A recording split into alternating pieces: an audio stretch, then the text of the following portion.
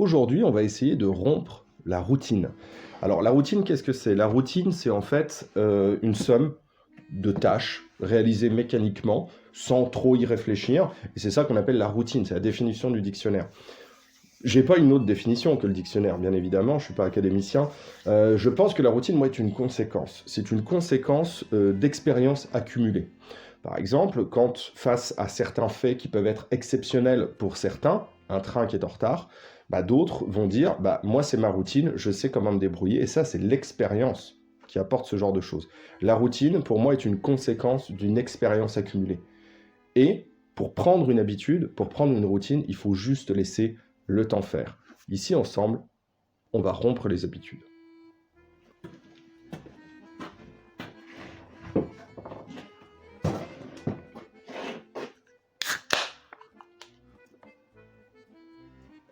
Ouais, même c'est... Oh là là là là là là.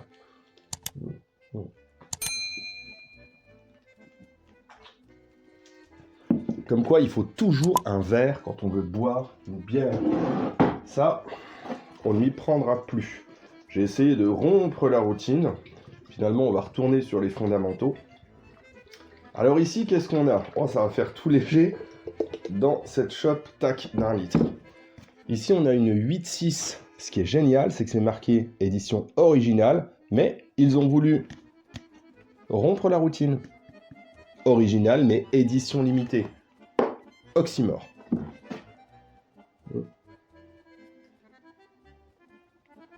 J'aime beaucoup la 8.6. Pour moi, c'est une très bonne bière quand elle est bue fraîche et dans un verre extrêmement mousseuse, hein, comme dirait Eboué. La mousse, la bière et la fraîcheur de la bière, on pourrait en parler pendant des heures. Mais vous n'êtes pas venu pour ça.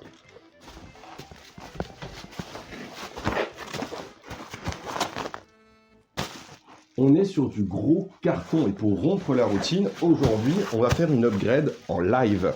Alors en live, mais avec un petit peu de différé, avec un petit peu de montage. J'ai à la fois reçu ce gros carton et celui-ci. Celui-ci, il vient de chez RTP Airsoft.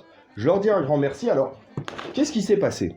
Qu'est-ce qui s'est passé? Tout simplement, quand il y a eu l'anniversaire de l'antre du dingo, il a reçu de chez RTP Airsoft une très très belle réplique. Pas qu'une seule, il y avait aussi un PA dedans.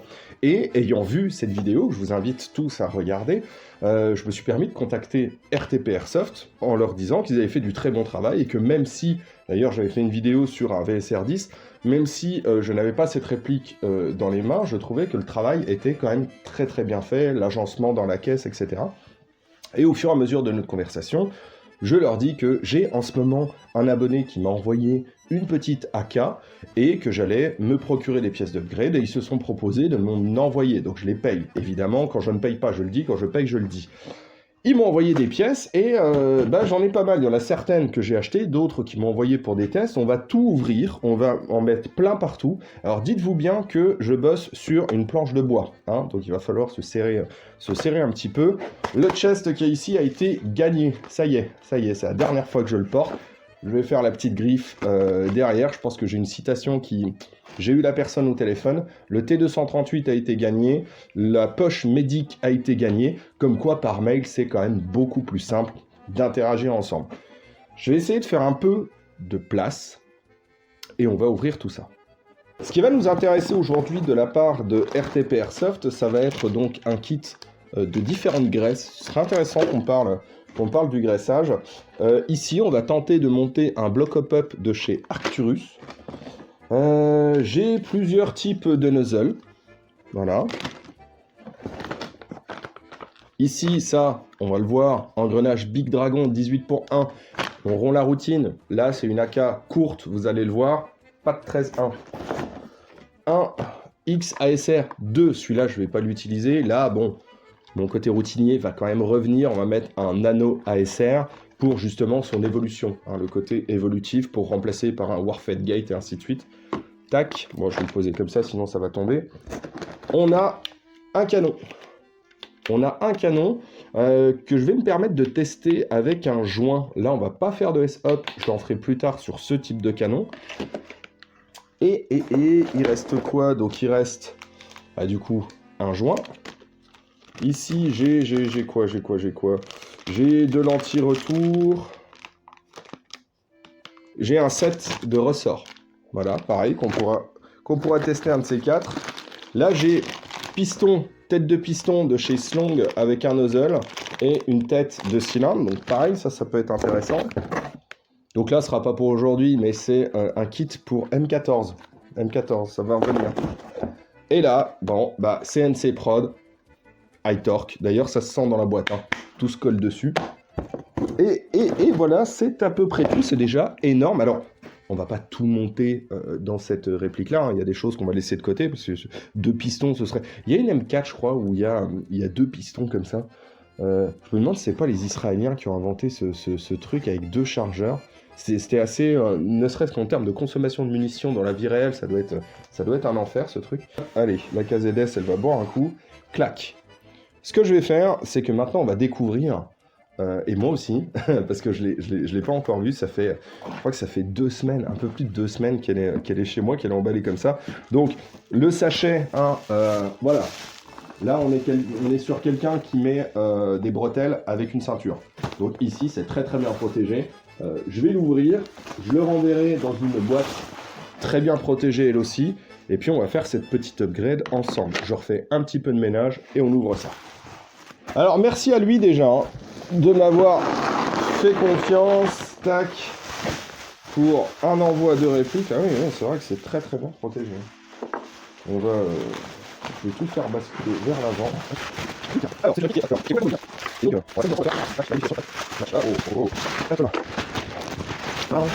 ah, les répliques Sima, c'est à jamais dans mon cœur.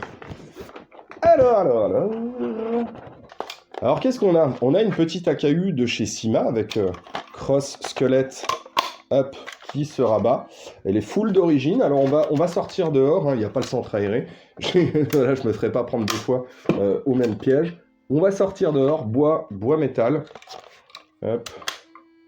Ouais, on va se faire plaisir. Franchement, là, on va se faire plaisir. C'est un modèle que je connais par cœur. On fera une petite modification sur l'externe un petit peu à la fin de la vidéo pour voir un petit peu ce que ça donne. On va tester les performances d'origine et on testera au fur et à mesure de la vidéo, voir si les performances sont au rendez-vous. Alors, j'ai mis de la 0,25. Je suis en 11,1. Là, je vais régler le hop-up. Oh là, oui, ça, il faudra bosser dessus. Le hop-up, il tiendra pas, hein. Il bouge d'avant en arrière, donc j'aurai pas un réglage correct.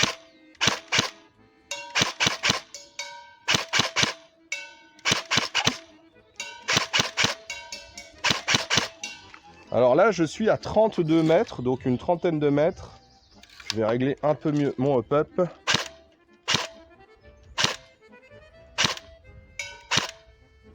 Ouais, les billes tombent à 40 mètres. Les billes tombent à 40 mètres et au chrony, je suis à hop-up réglé, grammage de jeu.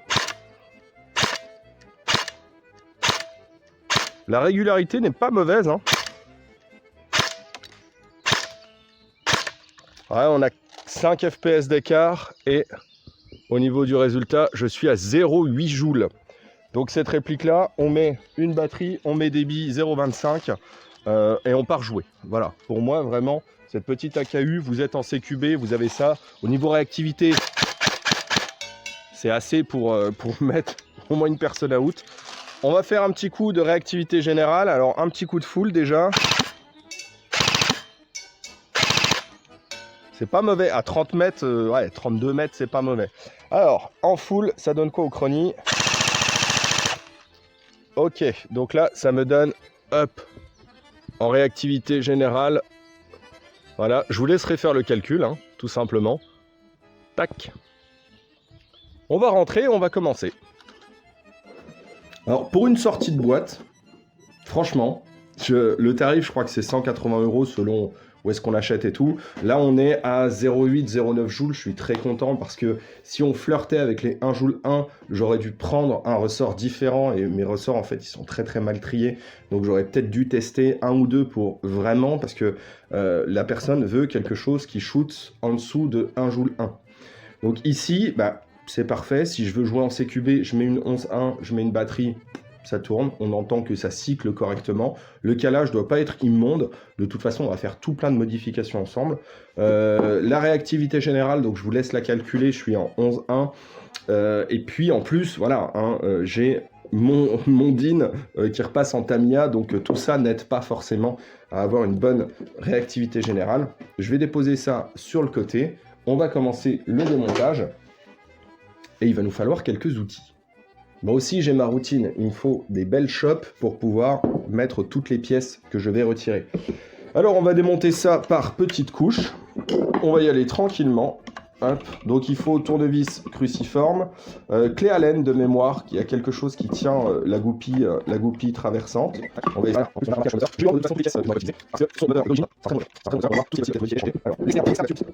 Donc, je suis content qu'elle soit parfaitement d'origine et qu'il n'ait pas mis d'accessoires, qu'il ait choisi cette chose-là, parce que quand on m'envoie des répliques en mode porte-avions, déjà au niveau des frais de port, c'est beaucoup plus cher. Hein, c'est du poids qui sert absolument à rien. Et d'autant plus, je passe plus de temps à démonter la totalité de ce qui a été mis en extérieur que de véritablement bosser sur l'interne. Souvenez-vous, moi, une réplique, qu'est-ce que c'est? C'est une gearbox, un bloc hop-up et un canon. Tout ce qui est autour, même si on verra en fin de vidéo qu'on peut pimper un petit peu ce type de réplique, moi, tout ce qui est autour m'intéresse très très peu. Tac. Hop là, nickel. Clic. Maintenant, il reste le dessous, deux petites vis ici. Ah, ça dépend quand je vais pas noter. De quelque chose, ça fait plaisir. Hop là. Clic, ça s'enlève, on a hop. Ça c'est parti, une petite hop. On met plus. Hop là. Alors, clic, clic. Là, c'est là de commencer à bosser sur la gearbox. Là, c'est là le plus rapide. Je vais pas faire live. Le canon, je vais pas ça, je jamais sur un autre mélange, ça chose c'est pas le canon, comme c'est juste un changement de joint, c'est quelque chose qui est plutôt rapide. Pause, S-up, joint, je le fais en amont. Et ça, c'est vraiment de la finition. Nous, on va bosser sur cette gearbox qui semble être une Blue Edition. Alors, hop, on va la sortir tranquillement. Clic. Le corps, j'en ai plus besoin. Je le dépose habilement ici. Vous verriez le bordel qu'il y a là. On va reprendre une troisième chope. La troisième chope, celle-ci, c'est qui? La Meuse. Terre de brasserie aussi, la Meuse. Je sais pas s'il y a des Meusiens parmi vous. Notez-le en commentaire s'il y a des Meusiens. Vous pourrez passer à la brasserie, hein. C'est pas si loin. Hein. On est assez proche, hein. Les Vosges, c'est pas loin. Clic. Alors, là pareil, routine. Là c'était externe. Là c'est les vis moitié qui permettent de sortir finalement la gearbox. Et tout le reste, toutes les autres vis, eh ben, elles vont dans le pot de la Meuse. Alors ici on est sur une Blue Edition. C'est, je pense, pour cela qu'on a une régularité qui n'est pas très mauvaise. Mis à part le nozzle toujours, hein, quand vous aurez fini votre stock Syma de 600 tonnes, vous pourrez peut-être mettre quelque chose de correct dedans. Voilà, au niveau du nozzle, clic, hop, alors, on va retirer ça, hop là, hop, clic, clic, clic, ça en fait de la pièce.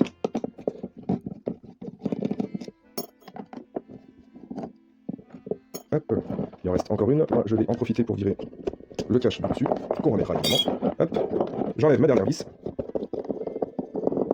Hop. Ici, ce qu'il y a de bien, c'est comme c'est ajouré, on voit bien que je suis détendu. Mon piston est quelque part par là, mon nozzle est tout souple, donc il n'y aura pas beaucoup de contraintes. De toute façon, pour sortir à 1 joule 9, 0,9 joules, le ressort ne doit pas être foufou. Hein, donc là, on peut y aller entre guillemets sans crainte. Hop. Et voilà. Alors, de la graisse, hein, de la graisse, Syma. Enfin bref, tant pis. Alors, il y en a un petit peu partout. Ce que je vais commencer par faire, c'est faire chauffer mon fer à souder pour pouvoir dessouder, parce que je vais poser un MOSFET pour pouvoir dessouder cette petite partie-là. On se retrouve tout de suite. Alors, c'est là que je remarque que mon fer à souder, il ne veut pas tenir en place, alors on va le visser. C'est ça qui est pas mal de bosser sur une table en bois, c'est qu'on peut tout ajuster. En attendant, parce que ma bière se réchauffe vu la taille du gobelet,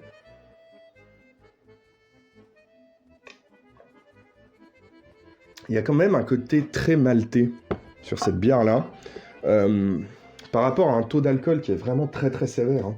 Donc il y a 8,6 degrés. Hein. Non, c'est marrant la 8-6. C'est... Bon, on se relève pas la nuit pour en boire non plus, hein. En attendant qu'il chauffe, moi je vais retirer cette vieille graisse. Alors, un peu de WD-40, tac, sur les côtés. Hop, on va dégraisser tout ça tranquillement. Petite brosse.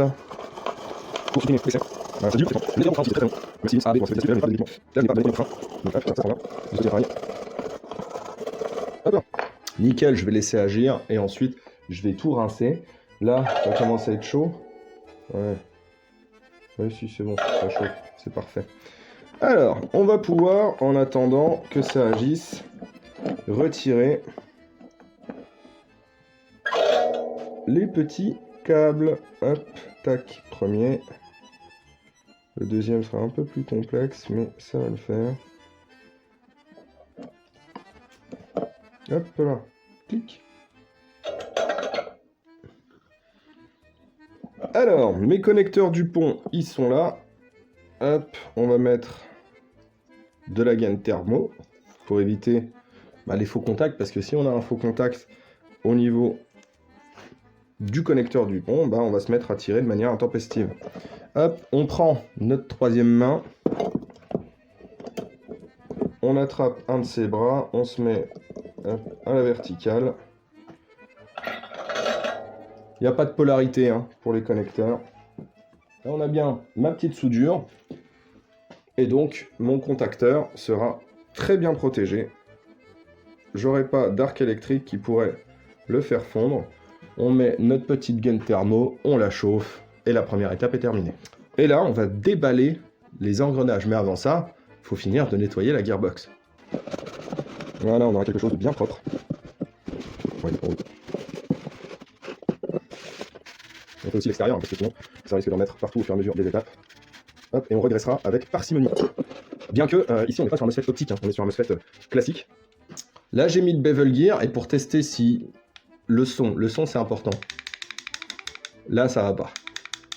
Là, ça va pas du tout. Je vais sortir mon set de shim, je vais faire tout le calage, je vais le faire en accéléré. Je ferai un tuto spécial sur le calage plus tard. On a d'autres choses à aborder avant, ce sera fait plus tard.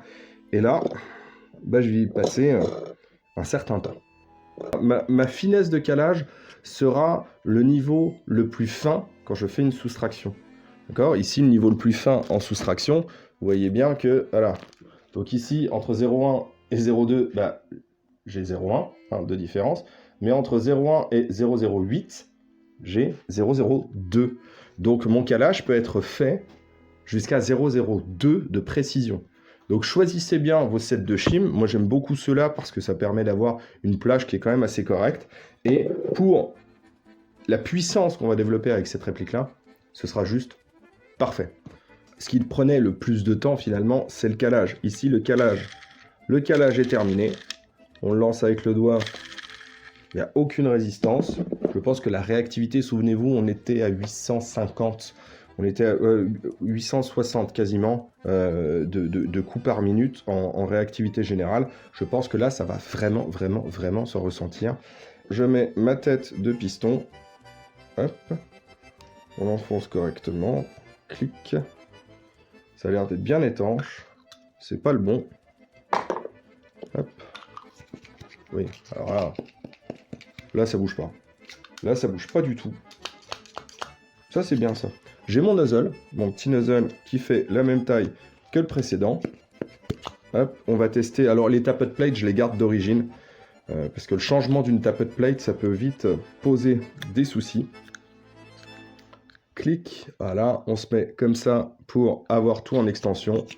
Et là, on est étanche de bout en bout. Si j'enlevais ce nozzle avec le joint O-ring pour mettre le nozzle Sima d'origine Blue Edition, voilà la lacune. Ça fuit. Bon, et ben voilà, on a trouvé notre problème. Clic, on remet tout ça. Et puis maintenant, on va remonter le reste de la gearbox. Alors maintenant, ce qu'on va faire, c'est qu'on va mettre de la graisse sur les engrenages. Ici, j'ai de la graisse de chez Slong. C'est de la graisse qui est spéciale pour les gears. Donc, à la brosse à dents, on va en mettre avec parcimonie. Donc la parcimonie, c'est pas trop. Alors plus sérieusement, il faut vraiment hop, retirer tout l'excès. Voilà, juste pour en avoir sur les dents. Un peu sur le dessous, hop. Voilà, voilà à quoi ça ressemble de la parcimonie. Il y en a juste ce qu'il faut, pas plus que le minimum. On va faire ça sur tous. Alors je le fais après le calage évidemment parce que sinon j'en mets partout. Et on va utiliser aussi, je vais laisser ça comme ça, et je vais vous montrer la seconde graisse qui est ici. Celle-ci, elle est blanche et elle va servir à badigeonner l'intérieur du cylindre pour que le frottement soit le plus réduit possible, mais aussi pour créer de l'étanchéité. Je termine tout ça tranquillement et on se retrouve pour la phase du moteur. Ça y est, la gearbox est terminée. Donc dedans, qu'est-ce qu'on a fait pour le moment? Calage, graissage, changement de la partie pneumatique.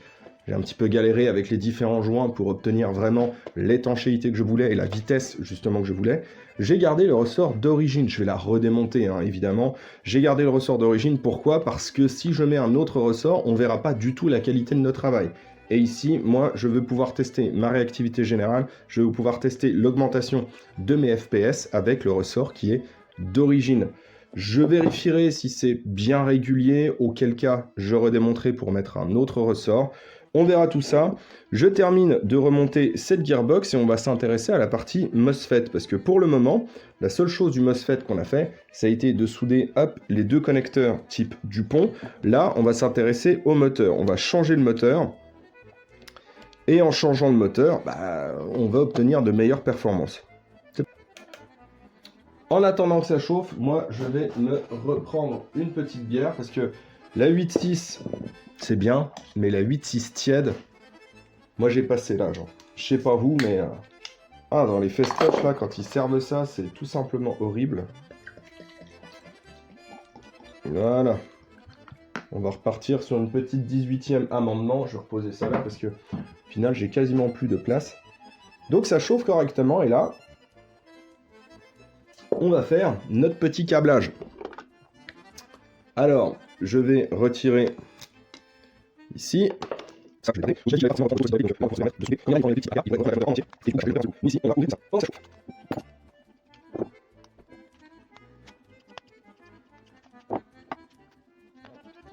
Pourquoi je dis précaution? C'est pour ne pas perdre.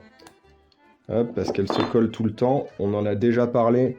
Cette petite entretoise, on en a absolument besoin pour pouvoir régler la course de notre moteur. Alors, le moteur qui est... Ouais, c'est du high torque, ça. Ça, franchement, ce qu'ils ont fait ici, Syma, en moteur d'origine, c'est... franchement, ça envoie. Ça envoie vraiment, on sent bien qu'à la main, le tourner à la main, c'est assez dur. On va mettre, nous, le SHS... le CNC Production. Alors, hop, il est livré dans sa petite boîte avec son petit ressort, petite boîte que je vais garder. Et là, pareil, là aussi, hein, on sent que ça force. Donc là, je pense que on part dans la bonne direction. On est dans la bonne direction. Clic. On va le positionner avec justement son ressort ici, voilà, pour le réglage. On n'oublie pas l'entretoise, sinon ça va poser problème. Hop. Et on vient refermer habilement. Clic. Moteur changé. Une fois que le moteur est changé, on va le souder. Là, il y en a vraiment partout. Alors, je vais faire le ménage. Je n'ai plus besoin.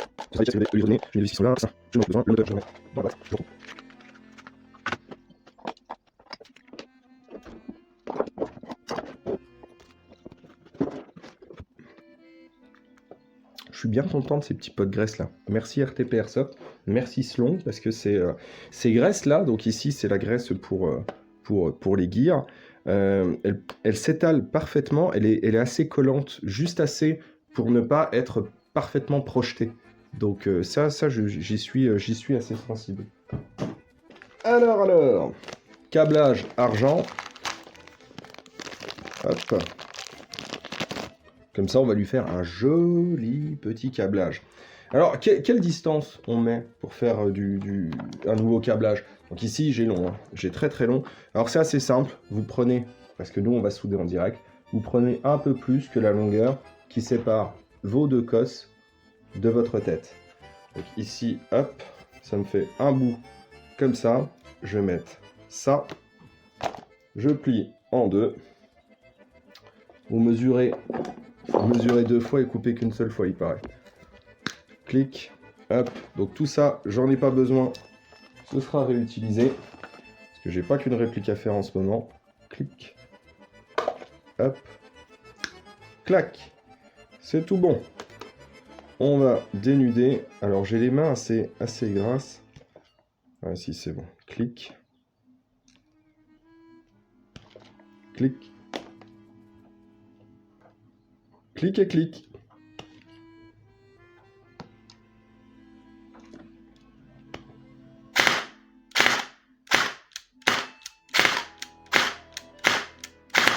Ça vous rappelle quelque chose, ça? Burst non désiré en semi, c'est qu'on a trop bien travaillé. Je vais régler ça. On va essayer de mettre un coup de full. Pas mal, ça.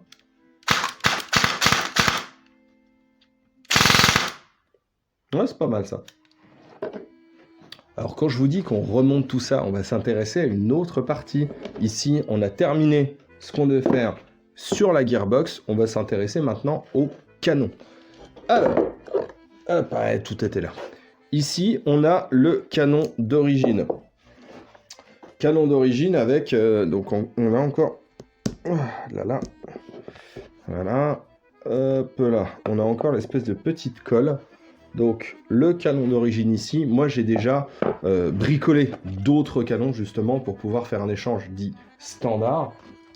Voilà, ici j'ai le canon d'origine et là j'ai le canon avec le S-Up.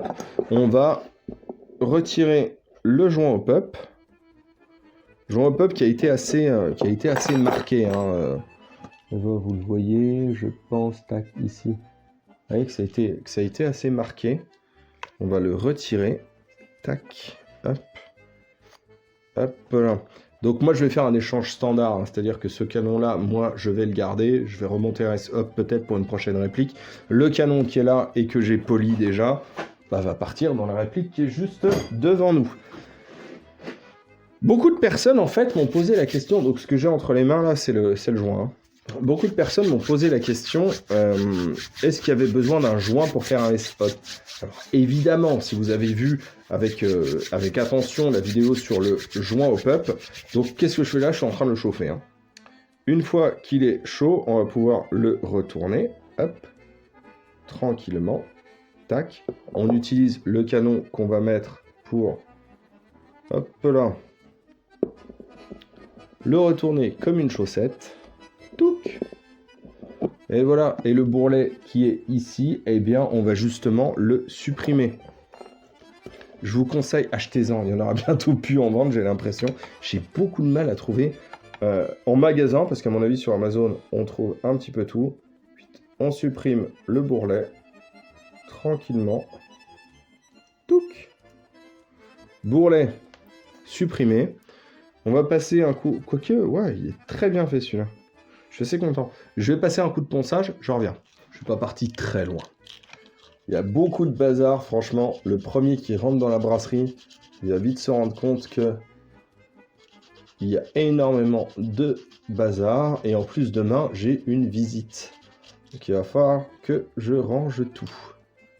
Là, c'est parfaitement lisse. Et on va monter notre canon. Alors, ce qui a pris le plus de temps, ça reste le calage. Hein. Le calage, et je pense que chez Syma, parce que le calage d'origine n'était pas mauvais, que ce soit Blue Edition ou non, hein, mais le calage est bon. Hein. Il faut dire quand même ce qui est, il faut rendre à César ce qui est à César. Le calage était bon. Clic, on met notre joint. Le canon est tout clean. Je vais utiliser... Il était là depuis le début, vous ne l'aviez pas vu, revenez en arrière, mais il était là depuis le début. Un petit peu de bande Téflon. Et nous, on va s'occuper de notre bloc hop-up. petit tournevis. On va retirer la patte d'appui.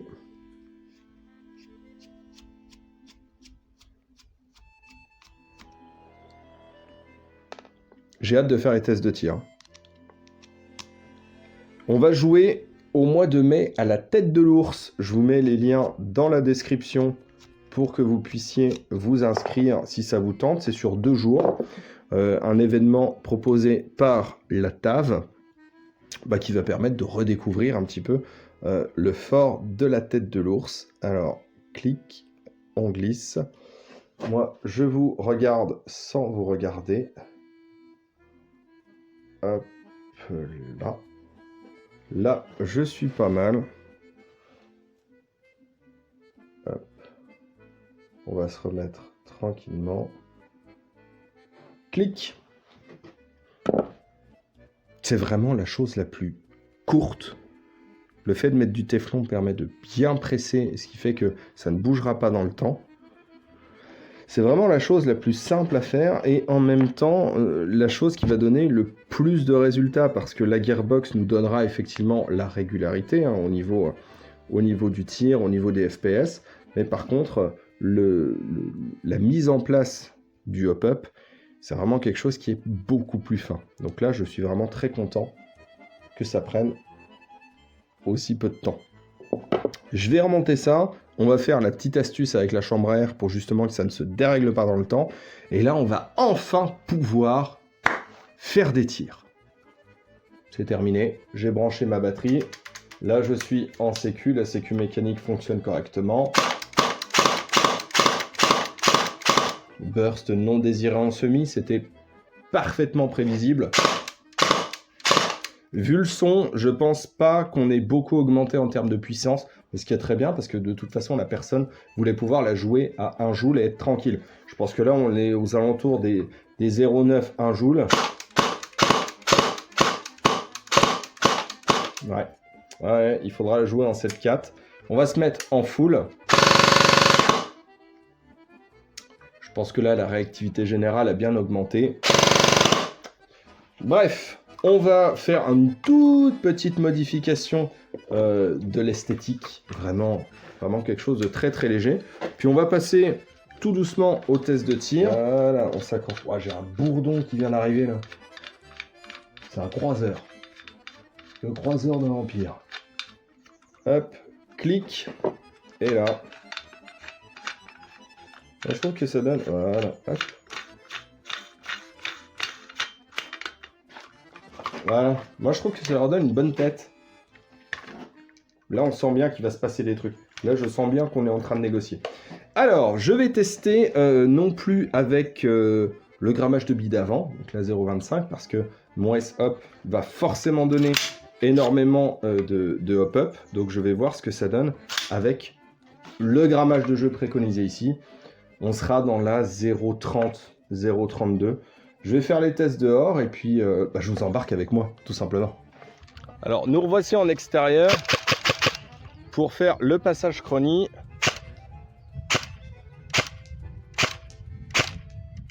On a gagné en régularité. Là, j'ai 2 FPS d'écart. J'ai un tout petit peu gagné en termes de joules. Je ne sais pas si vous allez le voir. Là, je suis à 0,92. Donc, on reste très stable. Ça n'a pas beaucoup bougé par rapport à ce qu'on avait au départ. Ouais, c'est pas mal. C'est pas mal. On va se mettre en full cette fois. Espérons que toutes les billes sortent.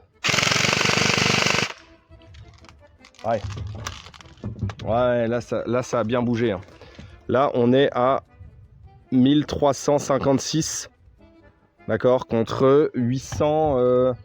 On était à quoi? On était à 800 et quelques. Au départ, 850. Donc, on voit bien qu'un calage graissage et un moteur high torque, ça augmente quand même les performances. Test de tir, 50 mètres en semi.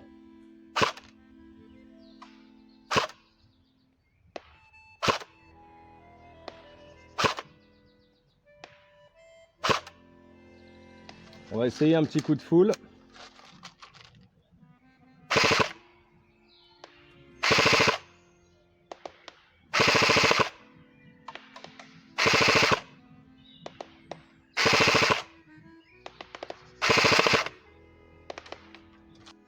qu'est-ce qu'on peut dire de tout ça?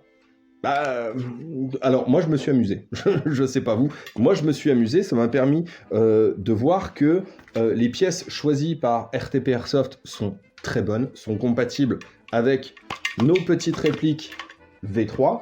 Alors ici, pour rappel, on a le moteur high torque, le nano ASR, parce que je n'ai pas posé le MOSFET qui m'a envoyé, je le poserai sur une autre réplique. On la verra bientôt d'ailleurs. Elle est en train. J'ai reçu un SMS, elle est arrivée par la poste, donc on verra encore autre chose. Voilà, petit truc, c'est un bullpup encore. Voilà, c'est encore un bullpup. Canon S-Hop, jouable 0,32, 0,8, 0,9 joules, on va dire 0,9 joules. On prend du 50 mètres quand même. 50 mètres en 0,9 joules, on fera pas mal aux copains. Voilà, et en forêt, on n'aura pas à rougir. On est en bâtiment, on peut faire du semi un petit peu énervé. Là, je suis reparti sur une lipo 7.4. Voilà, et quand je suis en dehors, je mets du full. Quand je mets du full, je suis à 700 coups par minute. Quand j'étais en lipo 11.1 et d'origine, la réplique d'origine, j'étais aux alentours de 850. Et quand j'ai refait le test après calage, graissage, moteur high torque et tout le tout team, avec le ressort d'origine, je suis à 1350, quelque chose comme ça. Donc on voit bien que là, le boulot a été fait. Le boulot a été fait et j'espère, moi, vous avoir sorti un petit peu de votre routine. Eh ouais, parce qu'aujourd'hui, on est dimanche et comme tous les dimanches, apéro.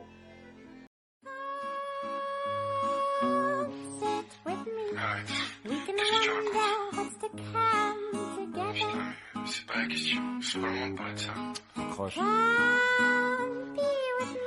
Allez. Ouais, une seconde.